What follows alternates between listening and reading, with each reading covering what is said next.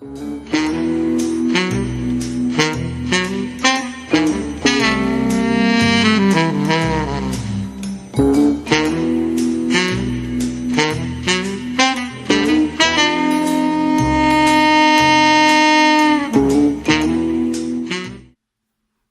welcome back to the What is Medicine channel.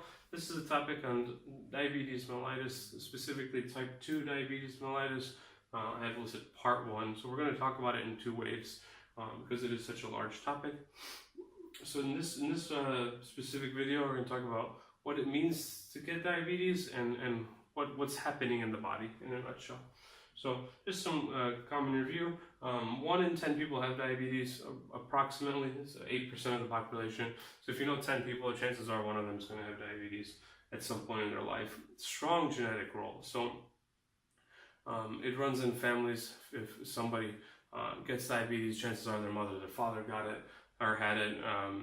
It can run generations in a row. There's several different models. Specifically, most accepted is insulin resistance model, which is the model we're going to be talking about. The ultimate outcome of diabetes is high blood sugar. So what you want to associate diabetes with is high blood sugar.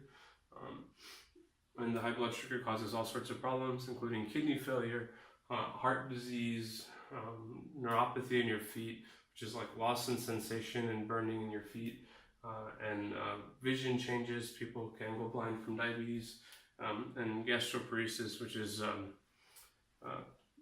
difficulty swallowing food because of dysmotility, and we'll talk a little bit more about that as well.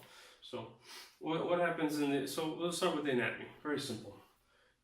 You eat food, whatever food it may be a cheeseburger, might be a salad, might be french fries, might be fruits and vegetables. Regardless of what you eat, most foods have some sugar in them, right?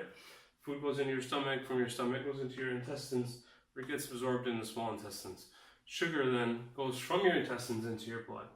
This is your blood vessel. Starting point kind of for diabetes, when the sugar is into the blood vessel, okay?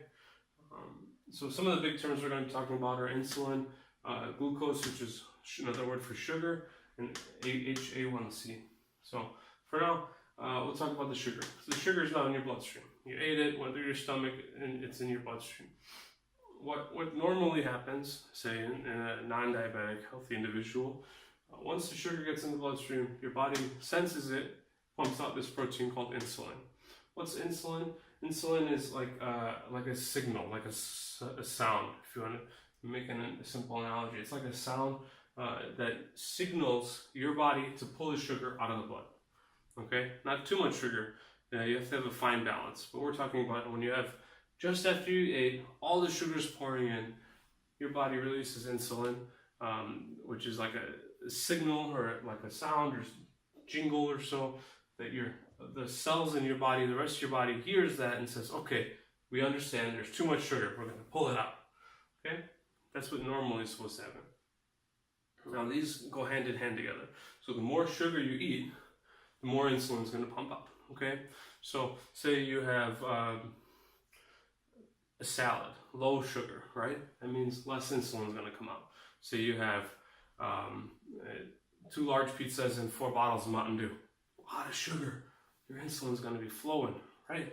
That's completely, and that's what we expect it to happen, because we want the sugar to stay at a certain level in the bloodstream, between 60 to 100 approximately. So more sugar you consume, your body's going to pump out more insulin to give the signal to the cells to pull that sugar out of the blood, to keep your blood right around that 60 to 100 range. Why? Because that's the healthy range. Too much sugar in your blood will result in damage. We'll talk a little bit more about the damage later. Too little sugar in the blood can result in other symptoms, and actually both extremes, too much or too little, can cause death. So the body does a lot of work to maintain your sugar amount in your blood. So too much sugar, insulin pumps out. Insulin pumps out, sugar goes down, insulin stops. You're in the green. You're in the safe zone. Okay. So what happens over time when you eat drink lots of soda, or eat lots of fast foods that like candies and concentrated sweets and sugars and chocolates? Well, your body keeps picking up all this extra sugar from what you're eating through your mouth and your digestive system, and your insulin keeps shooting up. Now, over time, what happens is the body stops being able to listen to the insulin. Your body always knows there's too much sugar in it. It never stops realizing that. But over time, the insulin becomes less and less effective. Kind of like when you listen to loud music as a child, you can listen to it. As you get older, your hearing will go, you won't be able to hear as well. Insulin is exactly like that. When you're young, it can pump out lots of insulin, like loud music. You can hear it. When you get older, your body can't listen to the insulin anymore, and the sugar does not leave the blood, it stays in the blood. So what does the body do? Pumps out more insulin. Just like if you can't hear your music, you turn your volume up. Well, this is something that continues to happen over and over again. And that's when you end up in this classification of diabetes, because at some point your body can't make enough insulin to make your blood sugar go back down again. So what does that mean? That means after you eat food, your blood sugar doesn't go to the healthy range, it stays elevated because your body's still pumping out as much insulin as it can, volumes on max, so to say, but your body just can't hear anymore. Your body's gone deaf to the insulin and it can't hear that music anymore. It doesn't go into the livers, muscles, all the other cells in the body. What happens in your body when this extra sugar is circulating around? It's like rust that goes around, or like salt water, and it damages your plumbing. Your plumbing being your blood vessels. Sugar's too high, it can, over time, beat up your blood vessels, they beat up your nerves, and that kind of leads to the symptoms that we come on to later. So, hyperglycemia, high blood sugar. Just in review, how does this happen? High blood sugar happens because your body can't hear the insulin anymore. It's been so long that you've been giving it so much sugar that it's become deaf. Insulin is produced. A lot of times these people have high levels of insulin. Your body just can't hear it. And your blood sugar slowly starts to trend up. And it's not something that happens overnight. In this disease, it takes time. Your blood sugar will slowly trend up as your cells become more and more deaf to the insulin. Much like you don't typically lose your hearing in one night of loud music. You lose your hearing over months and months and years of loud music, right? Okay. So, high blood sugar destroys your blood vessels, corrodes them, causes an increased risk of heart attacks and strokes. Another big area where you have small blood vessels that can be eroded, your kidneys. High sugar, hyperglycemia or type 2 diabetes is one of the top 2 causes of kidney failure in people on dialysis. So this high blood sugar that you got from eating lots of sweets when you were young will eventually, if you don't control it, destroy your kidneys. So something to think about. It destroys the nerves in the legs, causing what people call peripheral neuropathy. You ever seen people who have a long history of uncontrolled sugars? They have pain in their feet, they have to take medicine for their pain in their feet. They usually end up having some balance issues. And that's a whole nother talk, but it does damage the nerves in your legs. And then it also destroys the nerves in your eyes, because you have these tiny little blood vessels in your eyes. Now, this high sugar is circulating through them, and it's like corroding them, like rust would or salt water would corrode your pipes. So it can actually cause blindness. And I've seen every one of these. I've seen people get heart attacks from diabetes. I've seen people who are on dialysis. A lot of the people on dialysis are from diabetes.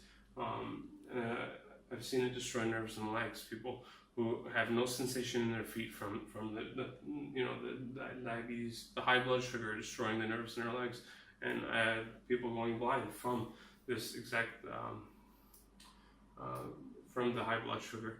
And then the other one I mentioned that I didn't actually put in the slide here, gastroparesis. It's so it can destroy the nerves in your stomach, and now this is something that occurs usually later on. By this point, it's much more long term. But then when you eat food, your body doesn't really realize that it slows the movement of food through your stomach, and it causes a lot of stomach pain. So there you have it. It affects everything from your eyes, to your heart, to your stomach, to your kidneys, and to your feet.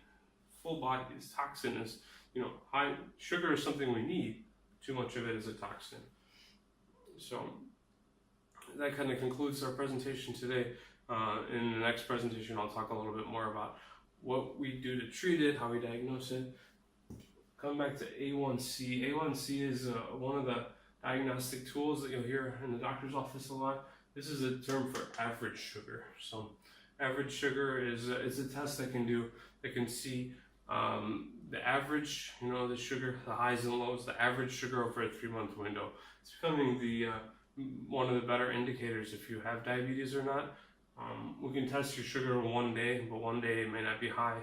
1 week it may not be high, but over the course of 3 months, you'll be eating a lot of high sugar foods, sodas, cakes. Your average sugar will be high. So that's something we'll talk a lot more about in the next lecture.